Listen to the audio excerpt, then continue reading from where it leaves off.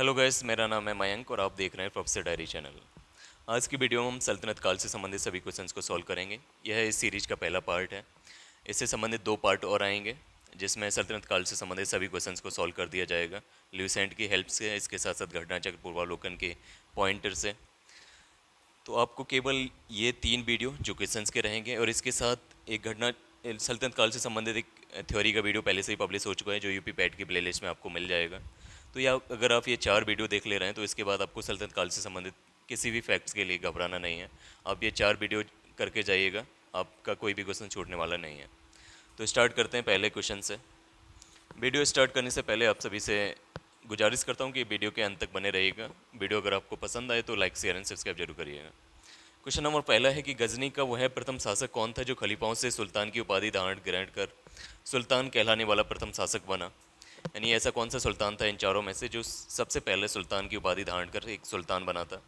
Option A है सुबुतगीन, B है महमूद गजनवी, सी है मोहम्मद गौरी या डी है अल्पतगीन। तो इन चारों में से करेक्ट आंसर रहेगा ऑप्शन बी यानी महमूद गजनवी। सुबुतगीन, महमूद गजनवी, अल्पतगीन, मोहम्मद गौरी, इन चारों में से महमूद गजनवी सबसे पहले सुल्तान बना था और उसे सुल्तान का टाइटल मिला था, पदवी मिली थी। क्वेश्चन नंबर सेकंड है महमूद गजनवी के सभी आक्रमणों जो उसने 1000 से लेकर 1026 के बीच 17 बार अटैक किया था भारत पर, उन सभी में से सर्वाधिक महत्वपूर्ण आक्रमण कौन सा था। ऑप्शन ए है मुल्तान भटिंडा पर आक्रमण जो उसने 1004 ईस्वी में आनंद पाल को हराया था। नारायणपुर पर आक्रमण किया था उसने 1002 में। तीसरा आक्रमण सोमनाथ मंदिर पर आक्रमण 1025 से 26 के बीच में और कालिंजर पर आक्रमण 1019 से 23 के बीच में। तो इन चारों में से कौन सा आक्रमण सबसे महत्वपूर्ण है। तो इसका आंसर रहेगा ऑप्शन सी यानी सोमनाथ मंदिर पर आक्रमण किया था उसने 1025 से 26 के बीच में चालुक्यवंशी शासक भीम फर्स्ट के शासनकाल में। तो उस समय ये आक्रमण इन सभी 17 आक्रमणों में से सबसे ज़्यादा महत्वपूर्ण है। नेक्स्ट क्वेश्चन है कि महमूद गजनवी के भारत पर आक्रमण का उद्देश्य क्या रहा। ऑप्शन ए इस्लाम का प्रचार करना, बी गजनी साम्राज्य का विस्तार करना, सी था मूर्तियों को तोड़ना या मंदिरों को लूटना और डी था मध्य एशिया में एक बड़े साम्राज्य की स्थापना करने के लिए धन प्राप्त करना। तो इन चारों में से जो करेक्ट आंसर रहेगा इसका वो था ऑप्शन डी यानी मध्य एशिया में एक बड़े साम्राज्य की स्थापना करने के लिए धन प्राप्त करना। और वो भी किस प्रकार से धन प्राप्त कर रहा था, इन सभी आक्रमणों की वजह से। आक्रमण से जितना भी जो भी राजाओं को हरा ले रहे थे तो उनसे धन कलेक्ट हो रहा था, साथ साथ जो भी हिंदू टेम्पल्स मिल रहे थे, जो भी टेम्पल्स थे उस समय उनमें अधिकतर ये बैंक की तरह काम करते थे उस समय के मंदिर जिसमें धन रखा जाता था। तो वहाँ से भी उन मंदिरों को उसने लूटा जिससे उसको धन प्राप्ति हुई ताकि वो एक मध्य एशिया में एक बड़ा साम्राज्य की स्थापना कर पाए। नेक्स्ट है क्वेश्चन नंबर 4। महमूद गजनवी के भारत पर आक्रमण के समय भारत आए विद्वान अल बरूनी ने किस महत्वपूर्ण ग्रंथ की रचना की थी। यानी जब महमूद गजनवी ने भारत पर 17 बार आक्रमण किया तो उसी समय महमूद गजनवी के साथ एक विद्वान भारत आया था जिसका नाम था अल बरूनी। तो उसने किस ग्रंथ की रचना की थी। ऑप्शन है किताबुल खिराज, बी है किताबुल हिंद या सी है किताबुल रेला, डी है इनमें से कोई नहीं या इनमें से सभी, सॉरी। तो इसका जो करेक्ट आंसर रहेगा वो है ऑप्शन बी किताबुल हिंद यानी अल बरूनी की पुस्तक है किताबुल हिंद या तारीकुल हिंद। ठीक है। Next question, question number 5। Delhi सल्तनत की दरबारी भाषा। बी पांचवा है कि दिल्ली सल्तनत की दरबारी भाषा क्या थी। ऑप्शन ए उर्दू, बी फारसी, सी हिंदी या डी अरबी। ये एसएससी, आरएएस, आरटीएस इन सभी में पूछा गया क्वेश्चन है। तो क्वेश्चन नंबर 5 का करेक्ट आंसर रहने वाला है ऑप्शन बी यानी फारसी। ठीक है। यानी दिल्ली सल्तनत की जो दरबारी भाषा थी, जो कोर्ट लैंग्वेज थी, वो आपकी फारसी थी। नेक्स्ट क्वेश्चन है आगरा नगर की स्थापना किसके द्वारा की गई थी। Option A Firoz Tughlaq, B है मोहम्मद बिन तुगलक, सी है अलाउद्दीन खिलजी या डी सिकंदर लोदी। ये क्वेश्चन कई बार पूछा गया है एनडीए में, बीपीएससी में, एसएससी में, यूपी पीसीएस एटसेट्रा। ठीक है। तो इन सभी में ये क्वेश्चन पूछा गया तो इसका करेक्ट आंसर रहने वाला है ऑप्शन डी यानी सिकंदर लोदी। सिकंदर लोदी ने आगरा शहर की स्थापना की थी 1504 ईस्वी में। Next question, question number 7। Next question है कि निम्नलिखित में से वह दिल्ली का सुल्तान कौन था जिसकी मृत्यु चौगान, जो आजकल पोलो खेला जाता है उसी तरीके से उस समय घोड़ों पर बैठ के चौगान खेला जाता था, तो उससे खेलते हुए किसकी मृत्यु हुई थी। Option A Qutbuddin Aibak, B Alauddin Khilji, C है फिरोज शाह तुगलक या डी है गयासुद्दीन तुगलक। एसएससी यूपीएससी में पूछा गया क्वेश्चन है। तो इसका करेक्ट आंसर रहेगा ऑप्शन ए कुतुबुद्दीन ऐबक, जिसका शासनकाल दिल्ली यानी जिसने दिल्ली सल्तनत की स्थापना की थी और इसका शासनकाल 1206 से लेकर 1210 के बीच रहा। ठीक है। इसकी राजधानी उस समय लाहौर बनाई थी उसने, अपने सल्तनत की राजधानी लाहौर थी। नेक्स्ट क्वेश्चन है क्वेश्चन नंबर 8 है कि कुव्वतुल इस्लाम मस्जिद का निर्माण किसके द्वारा किया गया था। Option A Qutbuddin Aibak, B है अलाउद्दीन खिलजी, सी इल्तुतमिश या मोहम्मद आदिल शाह। तो इसका करेक्ट आंसर रहेगा ऑप्शन ए यानी कुतुबुद्दीन ऐबक। कुतुबुद्दीन ऐबक ने कुव्वतुल इस्लाम मस्जिद का निर्माण कराया जो दिल्ली में है। इसके साथ साथ उसने अजमेर में अढ़ाई दिन का झोपड़ा नाम से एक मस्जिद का निर्माण कराया था। तो ये दो मस्जिदों का निर्माण कुतुबुद्दीन ऐबक ने कराया था। इसके साथ साथ उसने दिल्ली में कुतुब मीनार की बनाने की स्टार्ट किया था। इन कुतुब मीनार को स्टार्ट किया था बनाने का कुतुबुद्दीन ऐबक ने, बाद में इसको इल्तुतमिश ने पूरा कराया था। नेक्स्ट क्वेश्चन है क्वेश्चन नंबर 9। तराइन की पहली लड़ाई 1191 ईस्वी में हुई थी, जिसमें ये लड़ाई किस किस के बीच में हुई थी? ऑप्शन ए अलाउद्दीन खिलजी और पृथ्वीराज चौहान के बीच, मोहम्मद गौरी और पृथ्वीराज चौहान के बीच, महमूद गजनवी और पृथ्वीराज चौहान के बीच, या मोहम्मद शाह और पृथ्वीराज चौहान के बीच। ये एसएससी सन 2002 का पूछा गया क्वेश्चन है, तो इसका करेक्ट आंसर रहेगा ऑप्शन बी, मोहम्मद गौरी और पृथ्वीराज चौहान के बीच। ठीक है, तो इसे एक तराइन की पहली लड़ाई कहा जाता है जिसमें पृथ्वीराज चौहान ने मोहम्मद गौरी को पराजित किया था। लेकिन एक साल बाद ही मोहम्मद गौरी ने फिर से पृथ्वीराज चौहान पे अटैक किया, जिसको तराइन का द्वितीय युद्ध कहा जाता है, जिसमें पृथ्वीराज चौहान मोहम्मद गौरी के बीच दूसरा युद्ध हुआ, जिसमें मोहम्मद गौरी ने पृथ्वीराज चौहान को पराजित कर दिया था। ठीक है, इसके बाद 1194 में चंदावर का युद्ध हुआ था, जिसमें मोहम्मद गौरी ने जो एक कन्नौज के राजा थे जयचंद, उनको पराजित किया था। नेक्स्ट क्वेश्चन है क्वेश्चन नंबर 10। निम्नलिखित में से किस खलजी शासक ने दिल्ली के राज सिंहासन पर बैठने के लिए अपने ससुर की हत्या कर दी थी? ऑप्शन ए कुतुबुद्दीन ऐबक ने, बी जलालुद्दीन खिलजी ने, गयासुद्दीन बलबन ने, या अलाउद्दीन खिलजी ने। तो इसका करेक्ट आंसर रहेगा ऑप्शन डी, यानी अलाउद्दीन खिलजी ने। अगर आपने पद्मावत मूवी देखी है तो अलाउद्दीन खिलजी ने अपने चाचा और जो उनके ससुर भी थे, तो उनकी हत्या यानी जलालुद्दीन खिलजी की हत्या कर दी थी अलाउद्दीन खिलजी ने। ठीक है, तो इसका करेक्ट आंसर ऑप्शन डी रहेगा। Next question 11। रजिया सुल्तान किसकी बेटी थी? ऑप्शन ए इल्तुतमिश की, बी कुतुबुद्दीन ऐबक की, सी है नासिरुद्दीन की, या डी बलबन की। तो इसका करेक्ट आंसर रहेगा ऑप्शन ए, यानी इल्तुतमिश की, जिसने 1210 से लेकर, यानी इल्तुतमिश की बात हो रही है यहाँ पे, 1210 से लेकर 1236 ईस्वी तक शासन किया था इल्तुतमिश ने, जिसने तुर्क ए चालीसा नाम से एक संगठन बनाया था, जिसे दल चालीसा भी कहा जाता है। अपने ये पहला वास्तविक सुल्तान था जिसको सुल्तान का टाइटल मिला था, और इसके साथ साथ ये सुल्तान बनने से पहले भी ये बदायूं का सूबेदार था, और ये कुतुबुद्दीन ऐबक का गुलाम भी था और कुतुबुद्दीन ऐबक का दामाद भी था। ठीक है, इल्तुतमिश की मृत्यु के बाद रजिया सुल्ताना को दिल्ली सल्तनत का शासक बनाया गया, सुल्तान बनाई गई, जो इसका कार्यकाल रहा है 1236 से लेकर 1240 ईस्वी तक। Next question number 12। Mohammad Ghori विजित प्रदेशों की देखभाल करने के लिए निम्नलिखित में से किस विश्वसनीय जर्नल को छोड़कर गया था? ऑप्शन ए नासिरुद्दीन को, भी है इल्तुतमिश को, सी कुतुबुद्दीन ऐबक को, या डी मलिक काफूर को। यहाँ पे मोहम्मद गौरी की बात हो रही है, तो मोहम्मद गौरी ने अपने गुलाम कुतुबुद्दीन ऐबक को अपनी सल्तनत संभालने के लिए छोड़ के गया था। यानी मोहम्मद गौरी के बाद कुतुबुद्दीन ऐबक ने सल्तनत वंश की स्थापना की 1206 ईस्वी में, और 1206 से 1210 के बीच में शासन किया था। नेक्स्ट क्वेश्चन है क्वेश्चन नंबर 13। किसके शासनकाल में सबसे अधिक मंगोल आक्रमण हुए थे? ऑप्शन ए बलबन, अलाउद्दीन खिलजी, मोहम्मद बिन तुगलक, या डी फिरोज शाह तुगलक। तो इसका करेक्ट आंसर रहेगा ऑप्शन बी, अलाउद्दीन खिलजी। अलाउद्दीन खिलजी के समय सबसे अधिक मंगोल आक्रमण हुए, और सभी मंगोल आक्रमण को इसने असफलता पहुंचाई, यानी सबको असफल कर दिया था। ठीक है, अलाउद्दीन खिलजी सभी मंगोल आक्रमण में विजित हुआ था। Next question number 14। तराइन के द्वितीय युद्ध में किसको पराजित किया था? यहाँ पे तराइन का द्वितीय युद्ध यानी जो 1192 ईस्वी में हुआ था, इस युद्ध में पृथ्वीराज चौहान को मोहम्मद गौरी ने पराजित किया था, यानी इसका करेक्ट आंसर रहेगा ऑप्शन ए, इसका करेक्ट आंसर रहेगा मोहम्मद गौरी ने पृथ्वीराज चौहान को पराजित किया था, यानी मोहम्मद को, इसका आंसर रहेगा ऑप्शन डी। ठीक है, नेक्स्ट क्वेश्चन नंबर 15। सन 1329 और 1330 के बीच किसने तांबे के सिक्के के रूप में प्रमाण स्वरूप मुद्रा, सांकेतिक मुद्रा, या टोकन करेंसी प्रचलित की थी? तो इसका करेक्ट आंसर, इसका ऑप्शन दे रखे हैं इसमें, अलाउद्दीन खिलजी, गयासुद्दीन तुगलक, मोहम्मद बिन तुगलक, या फिरोज शाह तुगलक। एसएससी सन 2001 का पूछा गया क्वेश्चन है, तो इसका करेक्ट आंसर रहेगा ऑप्शन सी, यानी MBT, मोहम्मद बिन तुगलक। मोहम्मद बिन तुगलक ने कई सारे अभियान चलाए थे, कई सारे नई प्रथाओं को जन्म दिया, तो उसमें से एक थी टोकन करेंसी, यानी मुद्रा, सांकेतिक मुद्रा का प्रचलन, जो असफल रहे थे। ठीक है, इसके साथ साथ उसने दिल्ली से राजधानी को दौलताबाद ले गए थे, और दौलताबाद से वापस दिल्ली लेके आया।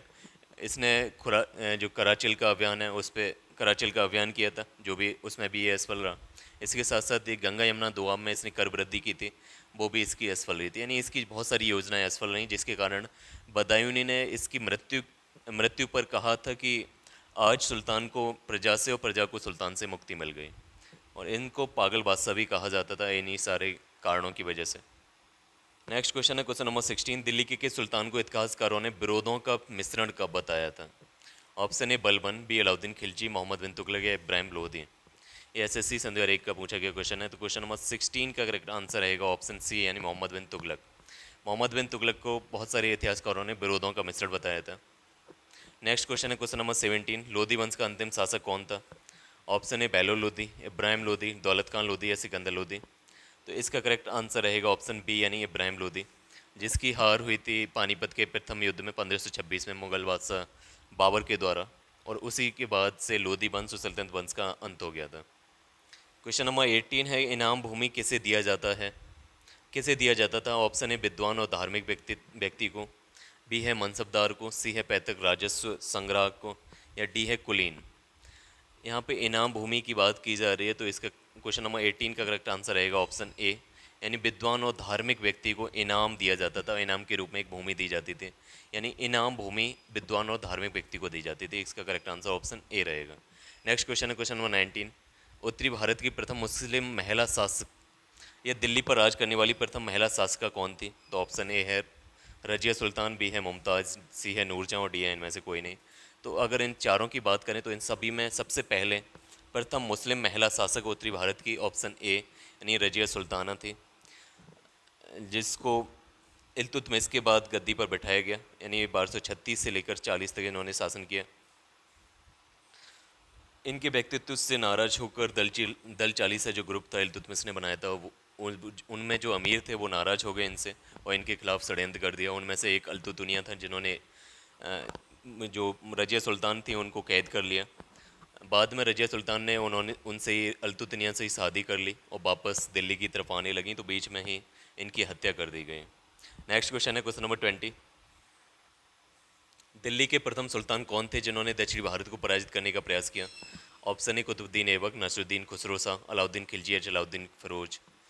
तो इन चारों में से क्वेश्चन नंबर 20 का करेक्ट आंसर रहेगा ऑप्शन सी, यानी अलाउद्दीन खिलजी ने सबसे पहले दक्षिणी भारत को पराजित करने का प्रयास किया था। क्वेश्चन नंबर 21, यात्री यवन बतूता कहाँ से आया था? यानी यवन बतूता कहाँ का रहने वाला था, कहाँ से भारत आया था? ऑप्शन ए मोरक्को से, फारस से, तुर्की से या मध्य एशिया से। तो इसका करेक्ट आंसर रहेगा ऑप्शन ए यानी मोरक्को। ठीक है, मोरक्को का यात्री इब्न बतूता मोहम्मद बिन तुगलक के समय भारत में आया था और ये दिल्ली का काजी बना था। इसकी एक पुस्तक है रेहला, ठीक है, यानी रेहला की रचना इसने, रेहला में इसने भारत की अपनी जो यात्रा थी, भारत में जो इसका पड़ाव रहा है, जीवन का पड़ाव, उसके बारे में जिक्र किया है। नेक्स्ट क्वेश्चन है क्वेश्चन नंबर 22, भारत पर प्रथम तुर्क आक्रमण करने वाला कौन था? Option A Mahmud Ghaznavi, B Mohammad Ghori, C Changez Khan या डी तैमूर लंग।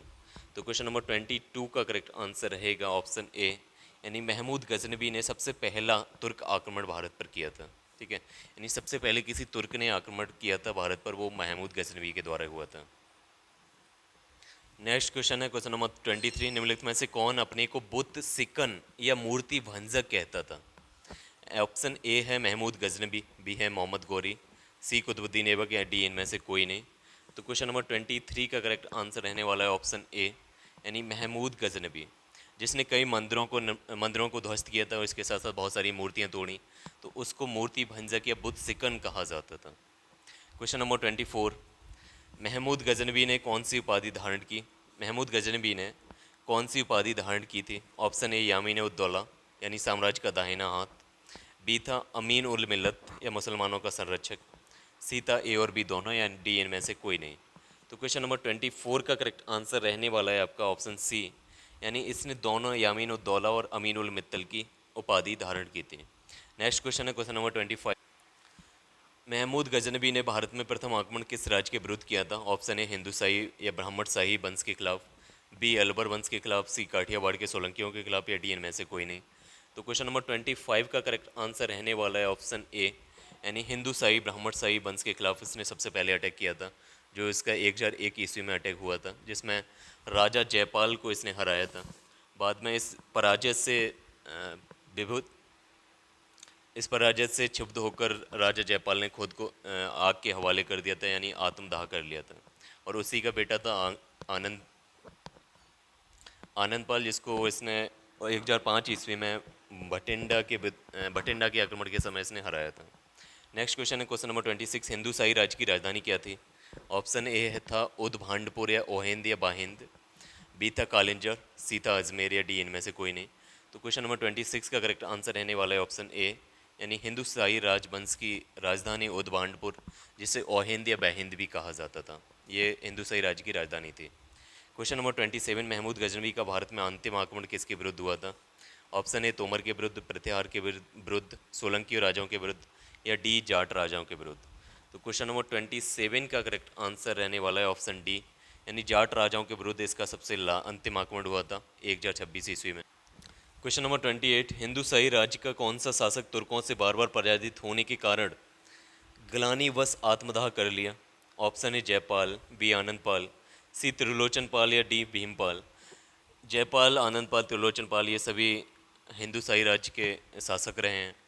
सबसे पहले जयपाल, जिसने जो तुर्की शासक था महमूद गजनबी, उससे ये 1001 ईस्वी में हार गया था, जिससे क्षुब्ध होकर इसने ग्लानिवश आत्मदाह कर लिया था, खुद को आग के हवाले कर दिया था।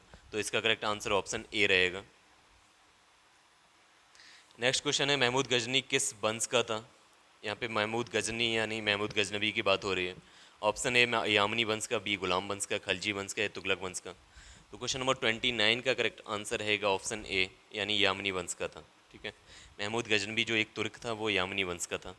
नेक्स्ट क्वेश्चन है क्वेश्चन नंबर 30, महमूद गजनबी के साथ भारत आने वाले इतिहासकारों में कौन शामिल नहीं था? ऑप्शन ए शाहनामा का लेखक फिरदौसी, किताबुल हिंद का लेखक अलबरूनी, तारीख ए यामनी का लेखक उत्बी या तारीख सुबतगीन का लेखक बहकी। तो इन चारों में से कौन सा इतिहासकार महमूद गजनबी के साथ भारत नहीं आया था? क्वेश्चन नंबर 30 का करेक्ट आंसर रहेगा ऑप्शन ए, यानी शाहनामा का लेखक फिरदौसी, ये भारत में नहीं आया था महमूद गजनबी के साथ, जबकि अलबरूनी, उत्बी और बहकी ये तीनों ही महमूद गजनवी के आक्रमण के साथ उसके साथ भारत आए थे। अलबरूनी ने किताबुल हिंद की रचना की थी, उत्बी ने तारीख यामनी तथा बहकी ने तारीख सुबतगीन की रचना की थी। ठीक है, next question, question number 30, Mahmud Ghaznavi के आक्रमण के परिणाम स्वरूप कौन सा शहर फारसी संस्कृति का केंद्र बन गया था? Option A Lahore, B Delhi, C Daulatabad या डी इनमें से कोई नहीं। तो क्वेश्चन नंबर 31 का करेक्ट आंसर रहेगा ऑप्शन ए, यानी लाहौर। महमूद गजनबी के आगमन के परिणाम स्वरूप लाहौर एक फारसी संस्कृति का केंद्र बन गया था। मोहम्मद गोरी के बाद कुतुबुद्दीन ऐबक ने इस पर अपनी राजधानी बनाई, लाहौर को ही अपना शासन सत्ता की बागडोर लाहौर से संभाली। उसके बाद इल्तुतमिश ने वापस दिल्ली की तरफ रुख किया था। ठीक है, तो क्वेश्चन नंबर 32, निम्नलिखित में से किसने ढोल की तेज आवाज़ के साथ एक महिला का अपने पति की चिता के साथ स्वतः को जला देने के दृश्यों का भयानक चित्रण किया है? यानी किसने सती प्रथा का उल्लेख किया है अपनी पुस्तक में? ऑप्शन ए इब्न बतूता ने, बी बर्नी ने, बदायूनी ने या डी अमीर खुसरो ने। क्वेश्चन नंबर 32 का करेक्ट आंसर रहेगा ऑप्शन ए, यानी इब्न बतूता जो एक मोरक्को का यात्री था जिसकी रचना थी रेहला, उसमें इसने एक सती प्रथा का जिक्र किया है, जिसमें ढोल की तेज आवाज़ के साथ एक महिला का अपने पति की चिता के साथ खुद को जला लेने का दृश्यों के बारे में उसने भयानक चित्रण किया है। क्वेश्चन नंबर 33, भारत में मुस्लिम राज का संस्थापक किसको माना जाता है? ऑप्शन ए मोहम्मद गौरी को, बी इल्तुतमिश को, सी अकबर को या डी बाबर को। तो क्वेश्चन नंबर 33 का करेक्ट आंसर रहेगा ऑप्शन ए, यानी मुस्लिम राज का वास्तविक संस्थापक मोहम्मद गौरी को माना जाता है। Next question, question number 35, question number 34 है कि किसने इक्तादारी प्रथा चलाई थी? ऑप्शन ए फिरोज तुगलक ने, बी मोहम्मद बिन तुगलक ने, सी है इल्तुतमिश ने या डी गयासुद्दीन बलबन ने। तो क्वेश्चन नंबर 34 का करेक्ट आंसर रहेगा ऑप्शन सी, यानी इक्तदारी सिस्टम, यानी पूरी जितना भी शासन था इल्तुतमिश का, पूरी जितनी भी लैंड थी उसको एकताओं में बांट दिया था, बहुत सारे प्रांतों में विभक्त कर दिया जिनको एकता बोला जाता था, और उनका एक एक हेड बना दिया जिसको इक्तदार बोला जाता था। जब भी यानी सारा रेवेन्यू कलेक्ट करने का राइट इक्तदार को दे दिया अपने अपने प्रांत से, और जब भी इल्तुतमिश को किसी विजय अभियान पर निकलना होता था, यानी किसी ने अटैक किया है उस पर, तो सभी इक्तदारों को इकट्ठा किया जाता था और उनकी सेनाओं के साथ युद्ध किया जाता था।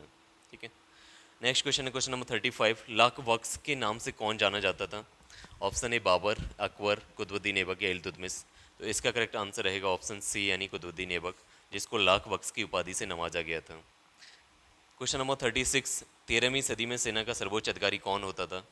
ऑप्शन ए मलिक, खान, सरखेल या सिपल साहलार। तो क्वेश्चन नंबर 36 का करेक्ट आंसर रहेगा ऑप्शन बी यानी खान। सेना का सर्वोच्च अधिकारी को उस समय 13वीं शताब्दी के समय खान बोला जाता था। नेक्स्ट क्वेश्चन है क्वेश्चन नंबर 37। भारत में गुलाम वंश का संस्थापक कौन था? Option A Qutbuddin Aibak, B Iltutmish, C Kaiqubad या डी आरामसा। तो इसका करेक्ट आंसर रहेगा ऑप्शन ए यानी कुतुबुद्दीन ऐबक।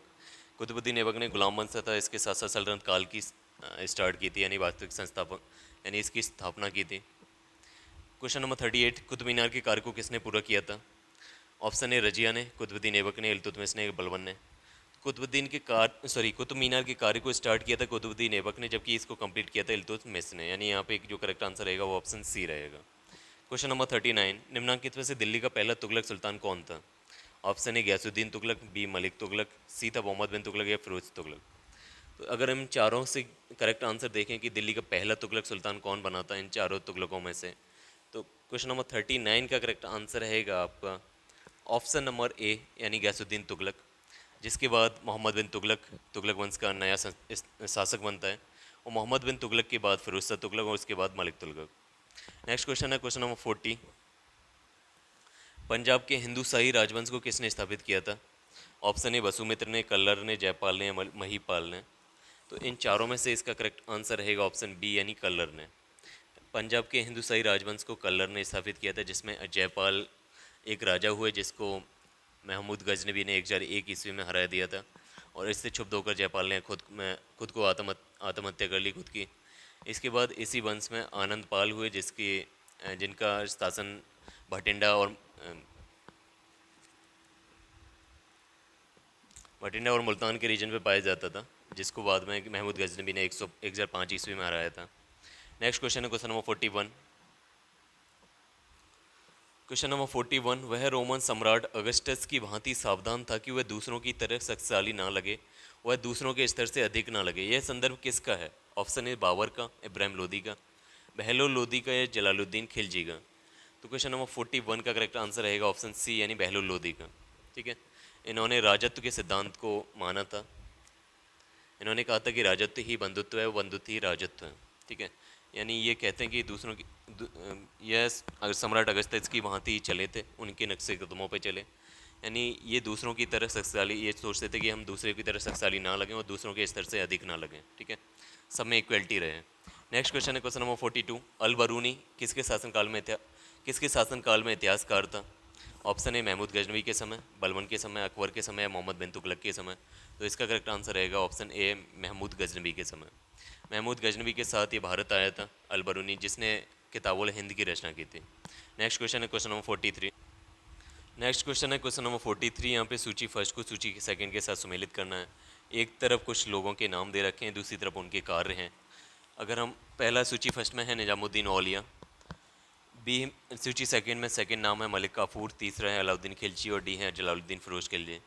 उनके संबंधित उनके कुछ कार्य और उनसे संबंधित कुछ फैक्ट्स दे रखे हैं सूची सेकंड में। पहला है नियंत्रित दाम और राशन की शुरुआत की, बी है सूफी संत, तीसरा दास राजवंश उखाड़ फेंका था, दास का अर्थ होता है गुलाम राजवंश, या डी है 1000 दीनारी भी कहलाता था। तो अगर हम सूची फर्स्ट को सूची सेकंड से मिलान करें तो मालिक कफूर को 1000 दीनारी कहा जाता था। निजामुद्दीन औलिया ये दिल्ली के सूफी संत थे, जिन्होंने जलालुद्दीन खिलजी से कहा था कि हनूज दिल्ली दूरस्थ है, यानी दिल्ली अभी दूर है। अलाउद्दीन खिलजी ने नियंत्रित दाम व राशन की शुरुआत की थी। जलालुद्दीन फिरोज खिलजी ने दास राजवंश उखाड़ फेंका था, यानी गुलाम वंश को हटा के खिलजी वंश की स्थापना की थी। तो यहाँ पे जो करेक्ट आंसर रहेगा ए का 2, बी का 4, सी का 1 और डी का 3, यानी correct answer is option A. Next question है क्वेश्चन नंबर 44। क्वेश्चन नंबर 44 है निम्नलिखित में से कौन सा शासक दास गुलाम राजवंश से संबंधित है? ऑप्शन ए इल्तुतमिश, हुमायूं, अकबर या शाहजहां। तो इन चारों में से जो करेक्ट आंसर रहेगा वो है आपका ऑप्शन ए इल्तुतमिश, जबकि जो 3 बचे हैं हुमायूं, अकबर, शाहजहां, ये सभी मुगल वंश से संबंधित हैं, ना कि गुलाम राजवंश से। क्वेश्चन नंबर 45 है कि दक्षिण अफ्रीकी यात्री इब्न बतूता किसके शासनकाल में भारत आया था? एक्चुअली ये मोरक्को का निवासी था। मोरक्को से घूमता घूमता ये अफ्रीका के बिल्कुल सदर्न पार्ट पे पहुंचा, वहाँ से फिर चीन की तरफ गया, चीन से इंडिया की तरफ आया। ये उसने लगभग उस टाइम की बहुत सारे एरिया को कवर कर रखा था। तो इब्न बतूता जिसने रेहला नामक पुस्तक लिखी, ये आपके मोहम्मद बिन तुगलक के शासनकाल में भारत आया था। और दिल्ली में रह के वो काजी बना था दिल्ली का। नेक्स्ट क्वेश्चन है क्वेश्चन नंबर 46, महमूद गजनबी ने भारत पर कितनी बार आक्रमण किया है? ऑप्शन ए 12 बार, 15 बार, 17 बार, या डी 18 बार। तो क्वेश्चन नंबर 46 का करेक्ट आंसर है आपका 17 बार। ठीक है, 1001 से लेकर 1026 तक इसने 17 बार भारत पर अटैक किया। और जो इसका 1025 का आक्रमण था सोमनाथ मंदिर पर, यह इसका सबसे प्रसिद्ध आक्रमण था, यानी बहुत ही ज़्यादा इम्पोर्टेंट अटैक रहा है इसका। सोमनाथ मंदिर को इसने लूटा था। क्वेश्चन नंबर 47, किसने अपने आप को खलीफा घोषित किया? ऑप्शन ए इल्तुतमिश ने, अलाउद्दीन खिलजी ने, महमूद गजनबी ने, मुबारक शाह खिलजी ने। तो क्वेश्चन नंबर 47 का करेक्ट आंसर रहेगा ऑप्शन डी, यानी मुबारक शाह खिलजी ने खुद को ही खलीफा घोषित कर लिया था। पहले जो खलीफा होते थे वो बगदाद के खलीफा होते थे। वहाँ से जितने भी मुस्लिम राज्य थे, वहाँ के जो लीडर होते थे, वो बगदाद का खलीफा ही उनको सुल्तान का टाइटल देता था, सुल्तान की पदवी प्रोवाइड करता था, जिससे उन्हें एक वैधानिक अधिकार मिल जाता था किसी भी मुस्लिम राज्य पर शासन करने का। लेकिन मुबारक शाह खिलजी ने खुद को ही खलीफा घोषित कर लिया था, जो सल्तनत काल से संबंधित था। नेक्स्ट क्वेश्चन है क्वेश्चन नंबर 48 में दे रखा है कि लोधी वंश का संस्थापक कौन था? ऑप्शन है इब्राहिम लोधी, सिकंदर लोधी, बहलोल लोधी, या इनमें से कोई नहीं। तो बहलोल लोधी को लोधी वंश का संस्थापक कहा जाता है। इसके बाद सिकंदर लोधी, जिसने 1504 ईस्वी में आगरा शहर बसाया था। और सबसे लास्ट में इब्राहिम लोधी हुआ, जिसके पतन के साथ ही लोधी वंश और सल्तनत काल का अंत हुआ। क्वेश्चन नंबर 49, भारतीय इतिहास में बाजार नियमों और मूल्य नियंत्रण पद्धति की शुरुआत किसने की थी? ऑप्शन ए शेरशाह सूरी, मोहम्मद बिन तुगलक, फिरोज शाह तुगलक, या अलाउद्दीन खिलजी। तो इसका करेक्ट आंसर रहेगा ऑप्शन डी, यानी अलाउद्दीन खिलजी। अलाउद्दीन खिलजी ने बाजार नियमों और मूल्य नियंत्रण पद्धति की शुरुआत की थी। क्वेश्चन नंबर 50, राज्य संबंधों में उलेमा की दखल का विरोध किस सुल्तान ने किया था? ऑप्शन ए बलबन ने, अलाउद्दीन खिलजी ने, या फिरोज शाह तुगलक, या इनमें से कोई नहीं। तो क्वेश्चन नंबर 50 का करेक्ट आंसर रहने वाला है आपका अलाउद्दीन खिलजी। यानी उलेमा का जो दखल होता था राज्य संबंधी मामलों में, इसका विरोध किया था अलाउद्दीन खिलजी ने। ठीक है, क्वेश्चन नंबर 51, अलबरूनी द्वारा रचित पुस्तक किताबुल हिंद या तारीकुल हिंद में से किन विषयों की समीक्षा की गई है? ऑप्शन ए भारतीय गणित की, भारतीय इतिहास भूगोल की, खगोल विज्ञान दर्शन शास्त्र की, या इनमें से सभी की। तो क्वेश्चन नंबर 51 का करेक्ट आंसर है आपका ऑप्शन डी, यानी चाहे भारतीय गणित हो, भारतीय इतिहास भूगोल, खगोल विज्ञान दर्शन शास्त्र, इन सभी का जिक्र किया गया किताबुल हिंद, जो अलबरूनी की पुस्तक थी। अलबरूनी महमूद गजनबी के साथ भारत आया था और उसने यहाँ पर आके तारीकुल हिंद या किताबुल हिंद एक किताब लिखी थी। नेक्स्ट क्वेश्चन है, अलबरूनी का पूरा नाम क्या था? ऑप्शन ए है अबू रेहान मोहम्मद अबू अब्दुल्ला अली गुरसाफ, या डी इनमें से कोई नहीं। तो इसका करेक्ट आंसर रहेगा ऑप्शन ए, यानी अबू रेहान मोहम्मद अलबरूनी का पूरा नाम था। नेक्स्ट क्वेश्चन है क्वेश्चन नंबर 53। क्वेश्चन नंबर 53 है, अलबरूनी के अनुसार अंत्यज, जिसका अर्थ होता है चतुर्वर्ग के नीचे का वर्ग, में शामिल थे। यानी कौन, अलबरूनी की जो किताब है तारीकुल हिंद में, उसमें अंत्यज में कौन कौन लोग शामिल थे? ऑप्शन ए धोबी, मोची, जादूगर, डालिया व डाल बनाने वाला, या बी है नाबिक, मछुआ, ब्याद व जुलाहा, सी दे रखा है ए और बी दोनों, या डी दे रखा है ना तो ए सही है ना ही बी सही है। क्वेश्चन नंबर 53 का करेक्ट आंसर रहेगा ऑप्शन सी, यानी अंत्यज, अलबरूनी की जो पुस्तक थी तारीकुल हिंद, उसमें अंत्यज का जिक्र किया गया है। अंत्यज का अर्थ होता है जो 4 वर्ण थे उनमें सबसे नीचे का जो वर्ण है, उसमें इन लोगों को शामिल किया गया है। अलबरूनी के अनुसार ये लोग थे धोबी, मोची, जादूगर, डालिया, ढाल बनाने वाले, नाबिक, मछुआ, ब्याद और जुलाहे। ठीक है, तो यहाँ पे करेक्ट आंसर रहेगा ऑप्शन सी, यानी ए और बी दोनों। क्वेश्चन नंबर 54 है कि 11वीं सदी के भारत का दर्पण किसे कहा जाता है? ऑप्शन ए किताबुल हिंद को, बी रेहला को, यहाँ पे तारीख यामिनी भी दे रखा है, और डी है इनमें से कोई नहीं। तो क्वेश्चन नंबर 54 का करेक्ट आंसर रहेगा ऑप्शन ए, यानी किताबुल हिंद 11वीं सदी की पुस्तक है जिसे अलबरूनी ने लिखा था। अलबरूनी महमूद गजनवी के साथ भारत आया था। तो 11वीं सदी के भारत का दर्पण आपको किताबुल हिंद को कहा जाता है। ठीक है, नेक्स्ट क्वेश्चन है क्वेश्चन नंबर 55। क्वेश्चन नंबर 55, बहिंद का युद्ध 1008 से 9 के बीच लड़ा गया था, निम्नलिखित में से किन के बीच हुआ था? ऑप्शन ए महमूद गजनवी और आनंद पाल के बीच, महमूद गजनवी और जयपाल के बीच, मोहम्मद गौरी और पृथ्वीराज चौहान के बीच, या मोहम्मद गौरी और जयचंद के बीच। तो क्वेश्चन नंबर 55 का करेक्ट आंसर रहेगा आपका ऑप्शन ए, यानी महमूद गजनवी और आनंद पाल के बीच ये बाहेंद, जो हिंदू शाही राजवंश की राजधानी थी, उसका युद्ध हुआ था। यहाँ पे आनंद पाल की पराजय हुई थी, जबकि महमूद गजनवी और जयपाल का युद्ध ये 1001 ईस्वी में हुआ था, जिसमें जयपाल पराजित हुआ था महमूद गजनवी से। जिससे क्षुब्ध होकर जयपाल ने आत्मदाह कर लिया था। महमूद मोहम्मद गौरी और पृथ्वीराज चौहान के बीच दो युद्ध हुए, जिसको तराइन का पहला और दूसरा युद्ध कहा जाता है। पहला युद्ध 1191 ईस्वी में हुआ, जबकि दूसरा युद्ध 1192 ईस्वी में हुआ था। पहले युद्ध में पृथ्वीराज चौहान जीते थे, जबकि दूसरे युद्ध में मोहम्मद गौरी जीते थे। और जो डी है मोहम्मद गौरी और जयचंद का युद्ध, ये चंदाबर का युद्ध हुआ था, जिसमें मोहम्मद गौरी ने जयचंद को पराजित किया था। नेक्स्ट क्वेश्चन है क्वेश्चन नंबर 56। दिल्ली सल्तनत का वह प्रथम सुल्तान कौन था जिसने स्थायी सेना रखी थी? यहाँ परमानेंट आर्मी की बात हो रही है। ऑप्शन ए है इल्तुतमिश, बलबन, अलाउद्दीन खिलजी या मोहम्मद बिन तुगलक। तो यहाँ पे करेक्ट आंसर रहेगा, इसका करेक्ट आंसर है आपका ऑप्शन सी यानी अलाउद्दीन खिलजी। अलाउद्दीन खिलजी ने यानी स्थायी सेना रखी थी, परमानेंट आर्मी अपने हाथ में रखी थी। सेंट्रल स्ट्रक्चर था उस टाइम में शासन व्यवस्था का। और उस जो आर्मी होती थी उसको पैसा कैश के रूप में दिया जाता था, ना कि कोई ज़मीन या भूभाग नहीं दिया जाता था। ठीक है, यानी जो परमानेंट आर्मी थी उसको सीधा कैश देता था अलाउद्दीन खिलजी, ताकि किसी भी परिस्थिति में वो लोग अलाउद्दीन खिलजी के समय रहें, साथ रहें, और अलाउद्दीन खिलजी के साथ वो एक बड़े से बड़े राज्य को जीतने में सहायता करें। Question number 57। सुल्तान अलाउद्दीन खिलजी की बाबत के संबंध में निम्नलिखित कथनों पर विचार कीजिए। ऑप्शन पहला कथन दे रखा है कि अलाउद्दीन खिलजी ने अनाज के दाम नियत किए थे। दूसरा कथन दे रखा है अलाउद्दीन खिलजी पहला सुल्तान था जिसने सैनिकों को नगद वेतन दिया। तीसरा था अलाउद्दीन खिलजी के शासनकाल में किसानों द्वारा दिए गए भू राजस्व का अंश फसल के आधे तक बढ़ा दिया गया था। इनमें से कौन से कथन सही हैं? पहला दे रखा है कि पहला और दूसरा कथन सही है। बी दे रखा है पहला और तीसरा कथन सही है। सी दे रखा है कि सभी गलत हैं, जबकि डी दे रखा है कि सभी कथन सही हैं। तो इन चारों में से हमें करेक्ट आंसर पता करना है। क्वेश्चन नंबर 57 का करेक्ट आंसर रहेगा, इन तीनों ही ऑप्शन करेक्ट हैं। यानी अलाउद्दीन खिलजी ने अनाज के दाम नियत कर दिए थे, एक फिक्स्ड प्राइस कर दिए थे। जितनी भी वस्तुएं बिकती थी उस समय दिल्ली के बाज़ार में, उन सब की प्राइस को फिक्स कर दिया ताकि कोई भी भ्रष्टाचार वगैरह ना कर सके। अलाउद्दीन खिलजी पहला सुल्तान था जिसने सैनिकों को नगद वेतन दिया था। जब वो नगद वेतन देगा तो उसकी परमानेंट आर्मी उसके साथ रहेगी हमेशा।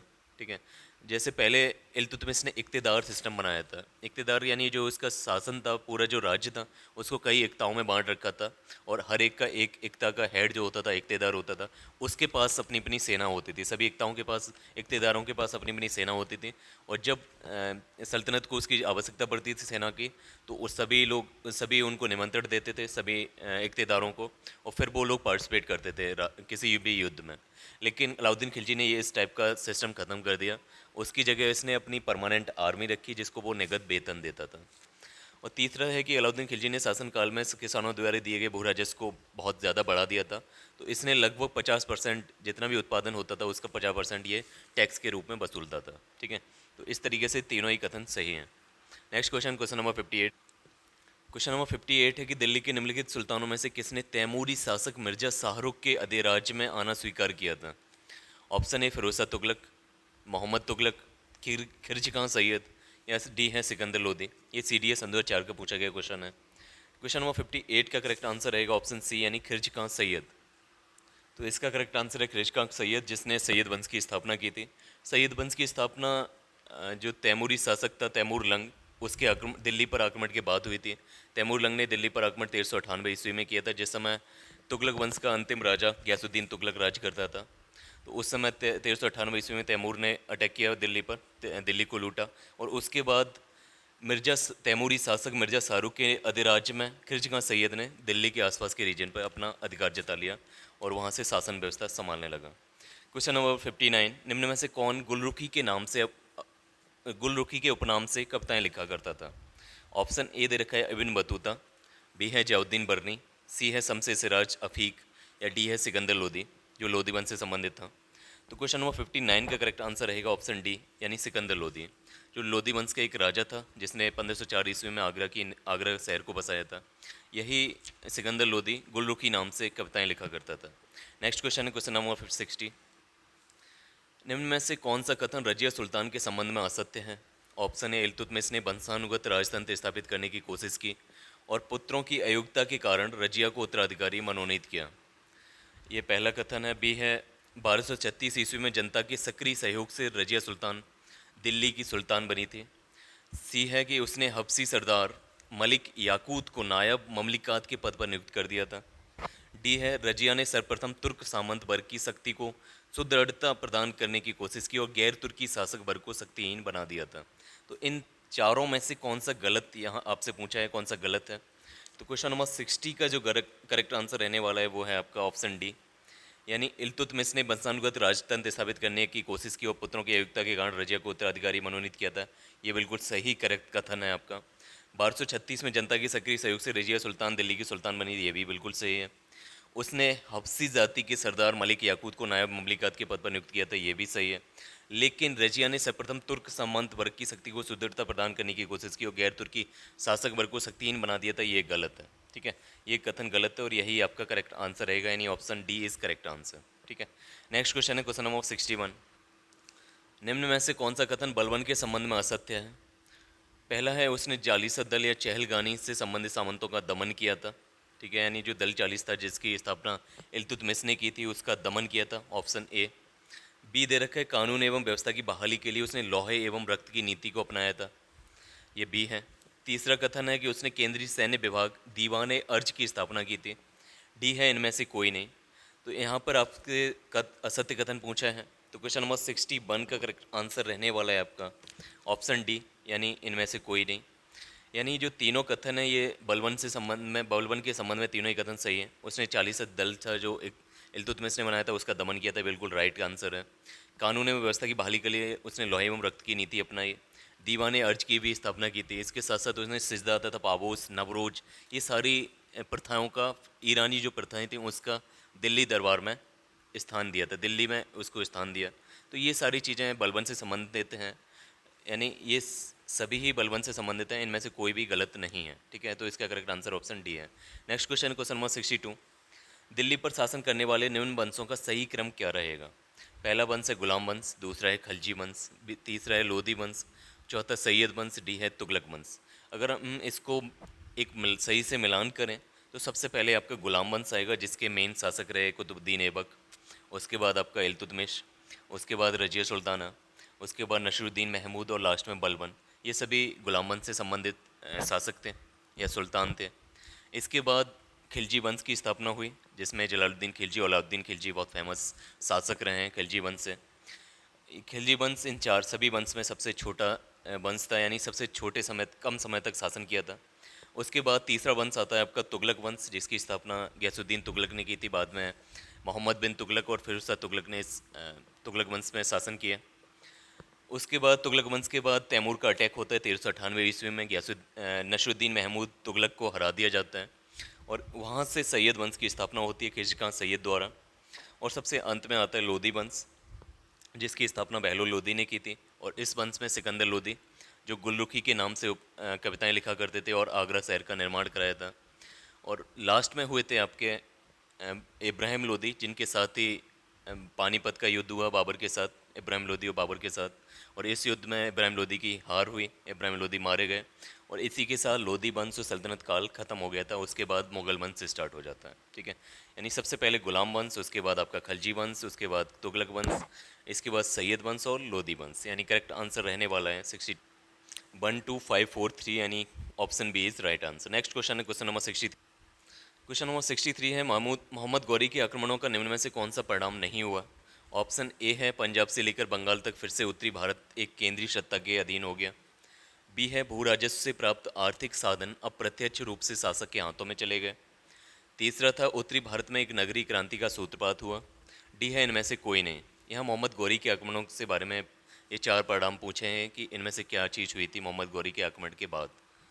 सॉरी, यहाँ पे पूछा है कौन सा परिणाम नहीं हुआ था। ठीक है, तो इसका जो करेक्ट आंसर रहेगा वो रहेगा ऑप्शन ए, यानी पंजाब से लेकर बंगाल तक, यहाँ पे बंगाल तक का जिक्र किया गया है, फिर से उत्तरी भारत एक केंद्रीय सत्ता के अधीन हो गया था, तो ये गलत है। केवल दिल्ली के आसपास का रीजन और लाहौर के आसपास का रीजन ये दिल्ली सल्तनत के अंडर होता था। इसके बाद ये बंगाल वगैरह का रीजन ये बाद में जाके दिल्ली सल्तनत के अधीन हुआ, यानी जब मोहम्मद गौरी के आक्रमणों की वजह से ये चीज़ नहीं हुई थी। ठीक है, तो यहाँ पे जो करेक्ट आंसर रहेगा ऑप्शन ए रहेगा। Next question question number 64। तुर्कों द्वारा राजपूतों को पराजित करने के निम्न में से कौन कारण थे? ऑप्शन पहला कथन दे रखा है कि उनके समाज का पृथकतावादी एवं अनुदार होना, बी दे रखा है असमानता पर आधारित जाति व्यवस्था, सी दे रखा है विज्ञान एवं प्रौद्योगिकी की अवनति, और चौथा दे रखा है भारतीयों की शांति एवं अहिंसा की नीति।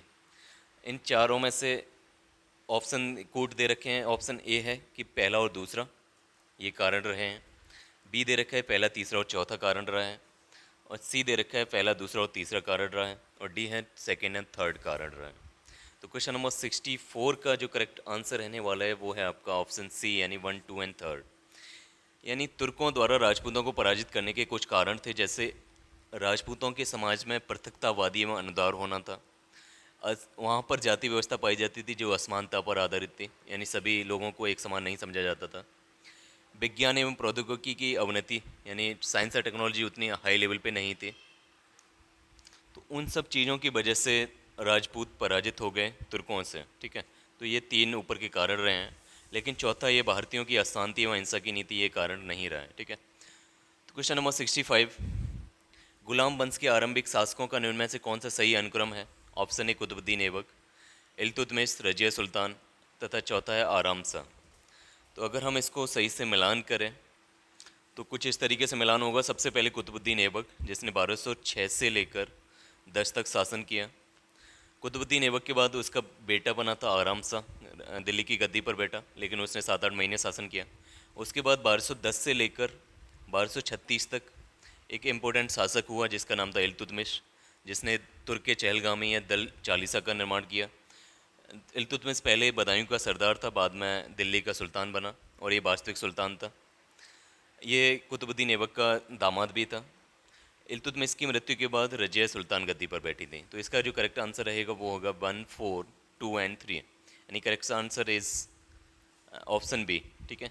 नेक्स्ट क्वेश्चन है क्वेश्चन नंबर 60, अलाई दरवाज़ा निम्न में से किसका मुख्य द्वार है? ऑप्शन ए जमात खाना मस्जिद, बी है सीरी, सी है कुतुब मीनार, या डी इनमें से कोई नहीं। तो अलाई दरवाज़ा किसका एक मुख्य गेट है, मुख्य द्वार है? तो इसका जो करेक्ट आंसर रहेगा ऑप्शन सी, यानी कुतुब मीनार का, ठीक है। और इसका निर्माण अलाउद्दीन खिलजी ने करवाया था।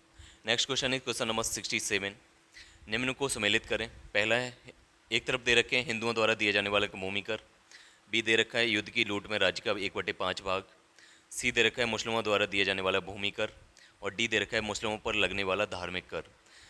इसके सामने टैक्स के नाम दे रखे हैं, उन करों के नाम दे रखे हैं। एक है आपका खुम्स, दूसरा है खराज, चौथा है आपका उश, और लास्ट है चौथा है, तीसरा है उस, और चौथा है आपका जक़ात। यदि यदि हम इसको मिलान करें तो हिंदुओं द्वारा दिए जाने वाला भूमि कर खराज कहलाता था, ठीक है, यानी खराज हिंदुओं द्वारा लैंड टैक्स होता था। युद्ध की लूट में राज्य का 1/5 भाग जो शासन राजा के लिए जाता था वो खुम्स कहलाता था, यानी युद्ध में जो लूटा गया सामान होता था उसको खुम्स कहते थे। उस पर जो राजा टैक्स लगाता था, और जो बाकी बचा हिस्सा था वो सेना को दे दिया जाता था। जबकि अलाउद्दीन खिलजी ने ये रेट बढ़ा के 4/5 कर दिया था। पहले 1/5 भाग राजा के लिए जाता था, वो बचा हुआ जो पोर्शन होता था जो युद्ध में लूटा गया है वो सेना आपस में बांट लेती थी। जबकि अलाउद्दीन खिलजी, क्योंकि अलाउद्दीन खिलजी सेना को नगद वेतन देता था, तो सैलरी प्रोवाइड होती थी सेना के लिए, तो जो 4/5 भाग हैं जो भी लूटा गया है युद्ध में वो सब अलाउद्दीन खिलजी के पास जाता था, और उसका 1/5 भाग सेना के पास जाता था। सी है मुस्लिमों द्वारा दिया जाने वाला भूमि कर, तो ये आपका उस कहला जाता था। जबकि मुस्लिमों पर लगने वाला धार्मिक कर, रिलीजियस जो टैक्स लगता था वो उसका जक़ात कहलाता था, ठीक है। यहाँ पर जो करेक्ट आंसर रहने वाला है वो है आपका ए का 2, बी का 1, सी का 3 और डी का 4, ठीक है। यानी इनमें से जो करेक्ट आंसर है वो है ऑप्शन ए। नेक्स्ट क्वेश्चन है क्वेश्चन नंबर 68, इब्राहिम लोदी के बारे में निम्न में से क्या सत्य नहीं है? इब्राहिम लोदी के बारे में कौन सा सत्य नहीं है? पहला, वह क्रूर एवं निरंकुश शासक था, बी अफ़गान अमीरों की खिलाफत की उसने, सी महान निर्माता एवं कला का पुजारी था, डी दौलत खान ने काबुल के शासक बाबर को इब्राहिम लोदी को हराने के लिए बुलाया था। तो इनमें से कौन सा गलत है, ठीक है, कौन सा सत्य नहीं है? क्वेश्चन नंबर 68 का करेक्ट आंसर है ऑप्शन सी, यानी इब्राहिम लोदी महान निर्माता एवं कला का पुजारी था, ये गलत है। बाकी सारे स्टेटमेंट सही दे रखे हैं इब्राहिम लोदी के बारे में। इब्राहिम लोदी एक क्रूर एवं निरंकुश शासक था, उसने अफ़गान अमीरों की खिलाफत पाई, और दौलत खां जो उसका चाचा था उसने काबुल के शासक बाबर को इब्राहिम लोदी को हराने के लिए आमंत्रित किया था, ठीक है। तो ये भी स्टेटमेंट सही है। Next question, question number 69। Question number 69 है कि अमीर खुसरो के संबंध में उनमें से कौन से कथन सत्य हैं? वे सूफी संत नेक शेख निजामुद्दीन औलिया के शिष्य थे, वे जलालुद्दीन फिरोज खिलजी के दरबारी कवि थे। तीसरा है, उन्होंने भारतीय वाद्य यंत्र वीणा एवं ईरानी वाद्य यंत्र तंबूरा के मिश्रण से सितार का आविष्कार किया था। चौथा है, उन्होंने ख्याल गायकी का आविष्कार किया। ऑप्शन ए दे रखा है 1 2 3 4 यानी सभी सही है। बी दे रखा है 1 एवं 4 यानी एक और चौथा सही है। सी दे रखा है 1 2 एवं 4 सही है। और डी है आपका सेकंड, थर्ड एंड फोर्थ, दो तीन सही हैं। तो इन तीनों में इन सभी ऑप्शंस में से कौन सा करेक्ट है? क्वेश्चन नंबर 69 का करेक्ट आंसर रहेगा, यानी ये चारों ही सही हैं। से अमीर खुसरो शेख निजामुद्दीन औलिया जो दिल्ली के संत थे उनके शिष्य थे। ठीक है, जब शेख निजामुद्दीन औलिया की मृत्यु हुई थी उसी के बाद अमीर खुसरो ने भी प्राण त्याग दिए थे। सेकंड स्टेटमेंट है कि वे जलालुद्दीन फिरोज खिलजी के दरबारी कवि थे, ये भी सही है। इन्होंने 7 सुल्तानों का शासन भी देखा था, ये भी इनके बारे में स्टेटमेंट है। उन्होंने भारतीय वाद्य यंत्र वीणा एवं ईरानी वाद्य यंत्र तंबूरा, वीणा और तंबूरा को मिलाकर उन्होंने सितार का आविष्कार किया था। उन्होंने ख्याल गायकी का आविष्कार किया था, ये भी सही है। तो ये सभी चीज़ें अमीर खुसरो के बारे में सही हैं। इन्हें तूतिया हिंद भी कहा जाता है और ये आज यूपी के कासगंज जिले के पटियाली तहसील से संबंधित है, यानी यहाँ पर इनका जन्म हुआ था। ठीक है, next question, question number 70। Question number 70, Delhi सल्तनत के पतन के लिए निम्न में से कौन से कारण उत्तरदायी थे? ऑप्शन ए दुर्बल प्रशासन, सेकंड था तैमूर का आक्रमण, तीसरा था अधिग्रहण की स्पष्ट नीति का अभाव, और चौथा था मिश्रित संस्कृति का उदय होना। ऑप्शन ए दे रखा है फर्स्ट, सेकंड एंड थर्ड, तीनों सही हैं। Second, third and fourth B option है। सी ऑप्शन है फर्स्ट एंड थर्ड, डी है केवल सेकंड। तो इन दिल्ली सल्तनत के पतन के लिए, दिल्ली सल्तनत का पतन होने के लिए इनमें से कौन से कारण उत्तरदायी थे? तो यहाँ पे क्वेश्चन 70 का करेक्ट आंसर रहने वाला है फर्स्ट, सेकंड एंड थर्ड। यानी सबसे पहला दुर्बल प्रशासन, लास्ट में आते आते प्रशासन व्यवस्था कमज़ोर हो गई थी। सेकंड, तैमूर का आक्रमण, तैमूर के आक्रमण ने जब फिरोज जो आपका तुगलक वंश था उसको समाप्त किया। उसके बाद जो वंश हुए हैं वो उतने कैपेबल नहीं हो पाए जितना तुगलक वंश रहा है। ठीक है, यानी तैमूर के आक्रमण ने दिल्ली को कमज़ोर किया। उसके बाद अधिग्रहण की स्पष्ट नीति का अभाव, यानी कौन एक राजा के बाद दूसरा राजा कौन बनेगा, इस नीति का अभाव होना, इन सब कारणों की वजह से दिल्ली सल्तनत उतनी पावरफुल नहीं हो पाई जितनी पावरफुल बाद में मुगल वंश हुआ था। ठीक है, तो ये 3 कारण थे जिसकी वजह से दिल्ली सल्तनत का पतन हुआ। नेक्स्ट क्वेश्चन है क्वेश्चन नंबर 71। निम्न में से किसका आक्रमण भारत पर किया गया द्वितीय तुर्क आक्रमण था? यानी कौन सा आक्रमण को द्वितीय तुर्क आक्रमण का दर्जा दिया जाता है? ऑप्शन ए महमूद गजनबी के आक्रमण को, बी है मोहम्मद गौरी के आक्रमण को, चंगेज़ खां के आक्रमण को, या ऑप्शन डी तैमूर लंग के आक्रमण को। तो क्वेश्चन नंबर 71 का करेक्ट आंसर है ऑप्शन बी, यानी मोहम्मद गौरी के आक्रमण को। पहला तुर्की आक्रमण आपका महमूद गजनबी ने किया था, उसके बाद दूसरा तुर्की आक्रमण मोहम्मद गौरी ने किया था। अगर हम अरबी आक्रमण की बात करें तो सबसे पहला अरबी आक्रमण मोहम्मद बिन कासिम ने किया था। ठीक है, नेक्स्ट क्वेश्चन है क्वेश्चन नंबर 72। मोहम्मद गौरी किस वंश का था? ऑप्शन यामनी वंश का, संसवनी वंश का, गुलाम वंश का, या खलजी वंश का। तो क्वेश्चन नंबर 72 का करेक्ट आंसर रहने वाला है ऑप्शन बी, यानी मोहम्मद गौरी संसवनी वंश से संबंधित था, जबकि महमूद गजनबी यामनी वंश का था। ठीक है, नेक्स्ट क्वेश्चन है क्वेश्चन नंबर 73। मोहम्मद गौरी को किस अन्य नाम से भी जाना जाता है? ऑप्शन ए साबुद्दीन, जिसे धर्म का ज्वलंत नक्षत्र कहा जाता है, साबुद्दीन का अर्थ होता है धर्म का ज्वलंत नक्षत्र। बी है मोइजुद्दीन, सी है मोहम्मद बिन साम, डी है इनमें से सभी। तो क्वेश्चन नंबर 73 का करेक्ट आंसर है ऑप्शन डी, यानी मोहम्मद गौरी को साहबुद्दीन, मोइजुद्दीन तथा मोहम्मद बिन साम कहा जाता है। ठीक है, ये तीनों ही मोहम्मद गौरी के नाम थे, जबकि महमूद गजनबी को बुत सिकन कहा जाता था, अर्थात मूर्ति भंजक। नेक्स्ट क्वेश्चन है क्वेश्चन नंबर 74। मोहम्मद गौरी ने 1175 ईस्वी में भारत पर पहला आक्रमण किस राज्य के खिलाफ किया था? ऑप्शन ए मुल्तान, जिसे करमाती शासक के खिलाफ, बी था अनिल वाड़ा यानी सोलंकी शासक के खिलाफ, सी पंजाब गजनवी शासक के खिलाफ, या डी इनमें से कोई नहीं। तो क्वेश्चन नंबर 74 का करेक्ट आंसर रहने वाला है ऑप्शन ए, यानी मोहम्मद गौरी ने 1175 ईस्वी में भारत पर सबसे पहला आक्रमण किया था करमाती शासक के खिलाफ मुल्तान पर। ठीक है, तो इसका करेक्ट आंसर है ऑप्शन ए। Next question, question number 75। Bharat का वह पहला शासक कौन था जिसने मोहम्मद गौरी को पराजित किया था? ऑप्शन ए सोलंकी शासक भीम सेकेंड, चौहान शासक पृथ्वीराज चौहान या पृथ्वीराज तृतीय, सी था गढ़वाली शासक जयचंद, या डी इनमें से कोई नहीं। तो क्वेश्चन नंबर 75 का करेक्ट आंसर होने वाला है आपका ऑप्शन ए, यानी सोलंकी शासक भीम सेकेंड ने, जो अनिल वाड़ा का शासक था, उसने मोहम्मद गौरी को सबसे पहले पराजित कर दिया था। ठीक है, इसके बाद चौहान शासक पृथ्वीराज चौहान ने तराइन के प्रथम युद्ध में मोहम्मद गौरी को पराजित किया था।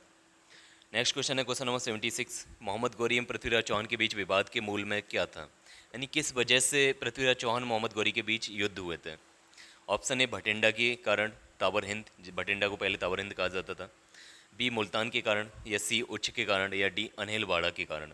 क्वेश्चन नंबर 76 का करेक्ट आंसर होने वाला है आपका ऑप्शन ए, यानी मोहम्मद गौरी एवं पृथ्वीराज चौहान के बीच में जो टसल जोन थी वो थी भटिंडा का। ठीक है, यानी भटिंडा पर जब मोहम्मद गौरी ने अटैक किया तो उसको तब पृथ्वीराज चौहान ने अपने शासन व्यवस्था पर अटैक माना, जिस वजह से पृथ्वीराज चौहान मोहम्मद गौरी के बीच तराइन के दो युद्ध हुए, जिसमें पहले युद्ध में पृथ्वीराज चौहान या पृथ्वीराज तृतीय ने मोहम्मद गौरी को हरा दिया था 1191 ईस्वी में, जबकि दूसरा जो युद्ध हुआ था 1192 ईस्वी में, तराइन का द्वितीय युद्ध, जिसमें मोहम्मद गौरी ने पृथ्वीराज चौहान को पराजित किया था। नेक्स्ट क्वेश्चन है क्वेश्चन नंबर 77। मोहम्मद गौरी का सर्वाधिक महत्वपूर्ण भारतीय आक्रमण क्या था। ऑप्शन ए मुल्तान पर आक्रमण, बी था तराइन का प्रथम युद्ध, सी तराइन का द्वितीय युद्ध, डी था भटिंडा पर आक्रमण।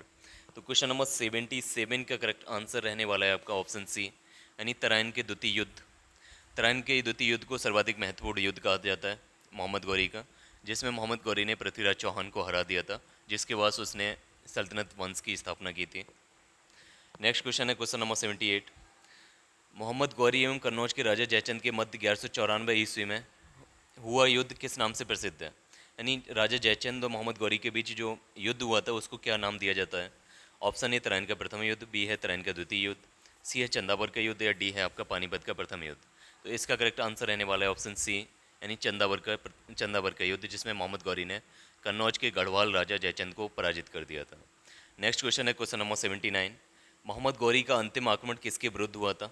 ऑप्शन ए करमाती, बी था गजनबी, सी सोलंकी, या डी पंजाब के खोखरों के विरुद्ध।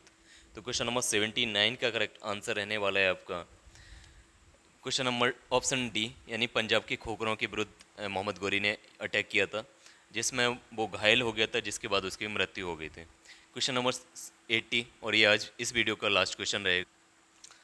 तराइन का द्वितीय युद्ध ऐसा निर्णायक युद्ध समझना चाहिए जिसने भारत पर मुसलमानों की आधारभूत सफलता निश्चित कर दिया।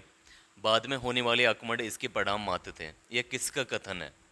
Option A B A Smith का, बी लेन पूल का, सी ईश्वरी प्रसाद का, या डी अल बरूनी का। तो क्वेश्चन नंबर 80 का करेक्ट आंसर रहने वाला है बी ए स्मिथ, यानी बी ए स्मिथ ने कहा था कि तराइन का द्वितीय युद्ध एक ऐसा निर्णायक युद्ध समझना चाहिए जिसने भारत पर मुसलमानों की आधारभूत सफलता निश्चित कर दी थी। ठीक है, तो ये आपके 80 क्वेश्चंस थे, आपका पार्ट 1 है, जिसमें सल्तनत काल के 80 क्वेश्चंस को सॉल्व किया गया है। नेक्स्ट वीडियोस आपके पार्ट 2 या पार्ट 3 जल्दी ही में देखने को मिलेंगे। अगर आपने वीडियो में अभी तक बने हुए हैं, वीडियो पसंद आए हैं, तो वीडियो को लाइक करिए, शेयर करिए और चैनल को सब्सक्राइब करिएगा। शुक्रिया, जय हिंद।